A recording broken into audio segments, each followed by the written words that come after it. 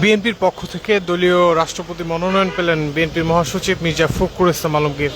কিছু সময় আগেই সচিবালয়ে রুহুল কবির রিজভী আহমেদ তিনি গণমাধ্যমের সঙ্গে কথা বলেছেন। তিনি যে বিষয়টি নিশ্চিত করেছেন যে বিএনপির পক্ষ থেকে বিএনপির মহাসচিব এবং দীর্ঘদিনে যে তাদের লড়াই সংগ্রামের সৈনিক সেই বিএনপি মহাসচিব মির্জা ফখরুল ইসলাম আলমগীর হতে যাচ্ছেন তাদের রাষ্ট্রপতি পদপ্রার্থী, এবং আর কিছু সময় পরেই তাদের পক্ষ থেকে বাংলাদেশ নির্বাচন কমিশন ভবনে তাদের যে প্রতিনিধি দল তারা আসবেন এবং মনোনয়নপত্র জমা দেবেন। এটিকে ঘিরে আমরা যেটি দেখছি যে কিছু সময় আগে 11 দলীয় জোটের প্রার্থী তার মনোনয়ন জমা হয়েছে। আমরা এখন দেখছি যে যেই নির্বাচন ভবন সেই নির্বাচন ভবনে বিএনপি প্রতিনিধি দল আসার কথা রয়েছে। তারা সময়সূচির যে কার্যদিবস সেটির দ্বিতীয়ার্ধে এখানে আসবেন বলে জানিয়েছিলেন।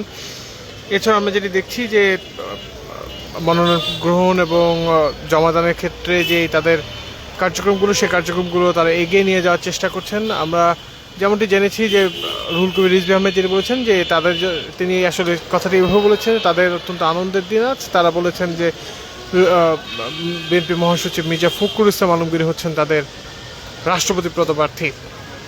দর্শক, আসলে বেশ কয়েকদিন ধরেই যে গুঞ্জনটি ছিল, যেখানে আমরা শুনে আসছিলাম যে বিএনপি মহাসচিব মির্জা ফখরুল ইসলাম আলমগীর হবেন তাদের পরবর্তী রাষ্ট্রপতি ক্যান্ডিডেট, সেটি কিন্তু আজকে বাস্তবায়ন হলো। অর্থাৎ তিনি বিএনপির পক্ষ থেকে এবার যে রাষ্ট্রপতি নির্বাচন, দীর্ঘ 35 বছর পর রাষ্ট্রপতি নির্বাচনের ধারা চালু হলো আবার, সেই ধারায় কিন্তু তিনি আবারও নতুন করে মহাসচিবের জায়গা থেকে পদত্যাগ করে আবার রাষ্ট্রপতি নির্বাচন করবেন।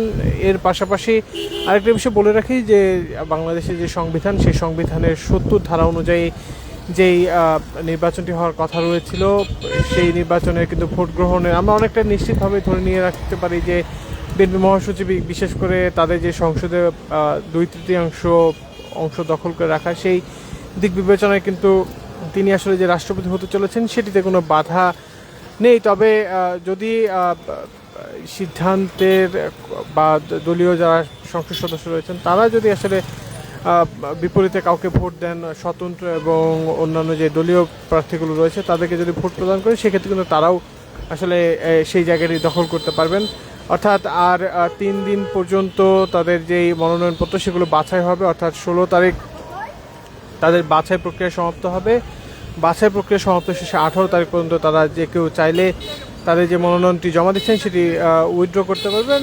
20 তারিখে অর্থাৎ 20 তারিখে নির্বাচন কমিশনের পক্ষ থেকে যেটি বলা হয়েছে যে 20 তারিখে তারা এখানে একটি ভোটের ব্যবস্থা করবেন। সংসদ সদস্য যারা আছেন তাদের প্রত্যক্ষ ভোটের মাধ্যমেই এই যে নির্বাচন ব্যবস্থা সেটির সমাপ্তি করবেন। যিনি বিজয় হবেন তিনি আসলে বাংলাদেশের 23তম রাষ্ট্রপতি হিসেবে শপথ গ্রহণ করবেন।